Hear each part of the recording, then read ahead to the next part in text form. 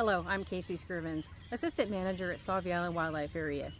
We had our waterfowl opener last weekend, and the hunters posted some outstanding numbers, especially in the racetrack unit. There were over 600 ducks harvested for a 2.6 bird per hunter average for both the east and west side units.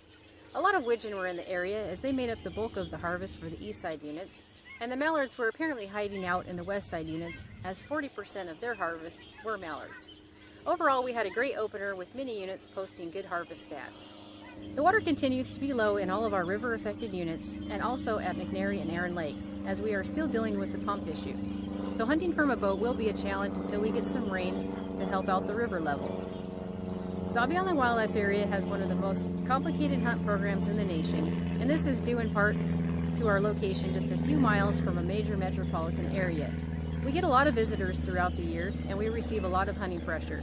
So we have a fair amount of wildlife area-specific rules and regulations in place to manage the hunters while at the same time striving to provide the best possible hunting experience. The east side units receive by far the most amount of hunting pressure on the wildlife area. These units are where food crops are planted and where the bulk of the waterfowl each season are harvested. This week I want to talk a little about how to apply for Sauvie Island Wildlife Area reservation hunts for the east side and Oak Island units using the electronic licensing system, and try to pass along some tips on how to make the process a little easier. First of all, it is helpful to be familiar with the units and what type of hunting you prefer. We have two different types of units, blind units and roaming units. I'm not going to go into detail on the different units at this time, as this will just confuse the matter. Just know if you intend to hunt ducks specifically, do not apply for Oak Island or Reeder Tract, as there is no water there except in special circumstances when the Columbia River floods into the fields. If you reference the back of the Game Bird Regulations, starting on page 43, you will find a list of all the units and hunt days. The season is broken down into 2-week increments labeled periods A through G. You also notice for each period there is an application deadline and the date for when reservations are available, or in other words, when you can find out if you were successful in the draw. I find it easiest to start here before I even get into the electronic licensing system. You get one application per period and up to 5 choices per application. So to begin with, I will go through and circle my choices and write 1, 2, 3, etc. next to my selections, so I know which is my first choice and second choice, and so on. Then I will go ahead and log into the ELS. So let's head over to the computer and I will take you through step by step on how to submit your reservation applications. Okay everyone, I've gotten logged into the computer, and to find the controlled hunt applications for Sauvie Island Wildlife Area, you're going to go to Purchase from the Catalog, and in the product categories up here you want to select bird hunting, and then you want to go to controlled hunts, or you can just scroll through this list, either way, but controlled hunts narrows the list down. And the first one you're going to come to for Sauvie Island is period C.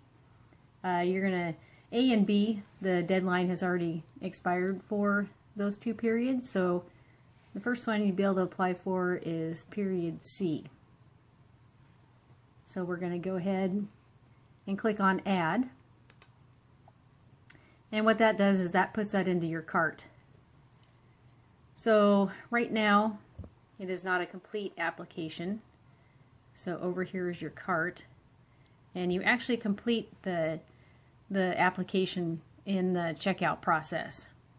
So, and also at this time, so if you wanted to add another application, so say you wanted to apply for D as well, you would just add however many applications you wanted to into your cart at this time.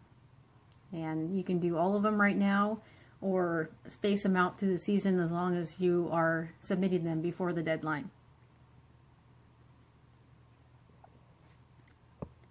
Okay, so over here in our cart, we'll go ahead and click on Proceed to Checkout so that we can finish our application process. Alright, this is the first step in the checkout process, and basically it's just reviewing your cart and we see that our application is in our cart. So we'll go ahead and click next. Now this is where you're going to actually complete your application. So over here on the right, we have a blue button that says complete application. Go ahead and click on that. Now it's going to ask you if you want to apply as an individual or as a party.